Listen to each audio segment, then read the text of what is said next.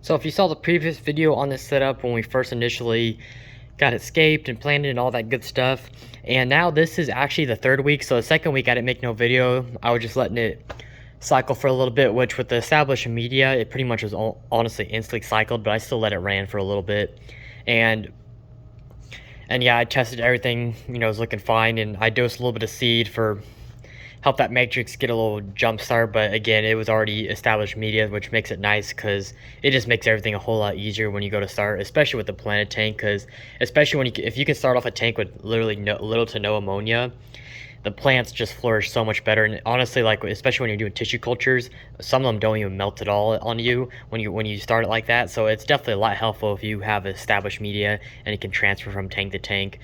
But yeah, otherwise that update wise, everything's doing good. I mean, a few things have not much growth wise. I mean, the hydrophil is definitely like turning into its merged form. It's looking really good, and I'll show you that here in a second. Today I added a few more boost species because I will update you guys on the 60F2 at home, because I ordered a bunch of Bucephalandra, and the extra pieces I had this one and this one that I just put in here today to add to this tank. But everything else is doing pretty good. The hydrophil is growing in here. You can see that one's pretty big that I put in here. The Crip is looking like it's doing pretty good, the Pink Panther. But then the Hydrophila, you can see it's actually turning into like a red, which is kind of nice. So yeah, it's going immersed. You see how red the stems are getting. So yeah, it's looking pretty good. It's doing really good as immersed. Even the new stems growing up right here, that really nice one. So yeah, it's doing pretty good. Hoping my 60F kind of turns out like this too. Obviously I planted way more in this tank. I only put like one stem in my 60F. But yeah, overall it looks like it's gonna do pretty good. But of course I got this light. I mean, it's pretty close to surface, and they're definitely getting a lot of light, and they're liking that. So that's why, they're definitely getting that red coloration for sure. But yeah, other than that, like everything else pretty much the same. S-Repens definitely grew a little bit. I just did a water change, so it's not like crystal clear right now. But yeah, other S-Repens pretty growing. Everything else like Bucephalandra, Nubius, honestly is not going to change that much just because they're really slow growers. But yeah, I did add a mono shrimp in here. I'm gonna add some like blue dreams or blue velvets in here, because the other tank I had a bunch of cherries. So I think I'm just gonna do all Neochiridias. I mean, I could do a more expensive species, but again, I'm not here. I'm only here once a week, so I don't want to get anything too crazy and spend a lot of money. But I think some blue dreams in here would, change it up a little bit, having some blue shrimp. But we'll still wait. I still need to get those in. I can't really get them at the moment. But there's a trio of monos in here, just, clean things up a little bit so nothing gets too crazy. But even with the water changes, there's a little bit of algae growth just because this light is pretty strong. But there was a little bit on the the wood a little bit, and so you can see a little bit on the rocks, but honestly not too bad. There's a little bit of hair algae on the S-Repens, but again, it's like it really does not look that bad at all overall. I'm actually pretty surprised how good it looks.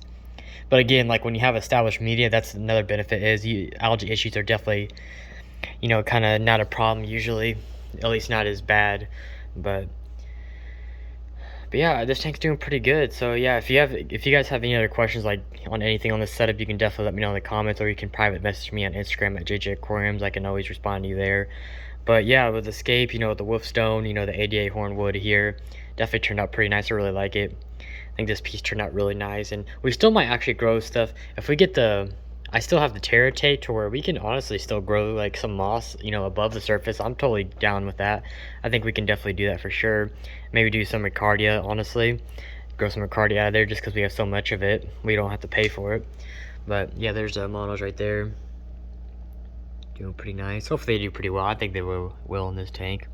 It's not the huge tank in the world, but it's still about 5 gallons, so 5 gallons shallow.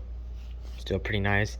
Yeah, filter's doing pretty good. Obviously, all I have in the filter is just all matrix to the bottom filled up, and then it's just a little poly pad on top, just to polish the water a little bit. But then I have the sponge filter on there, so obviously the shrimp don't get really sucked up at all, especially the neos.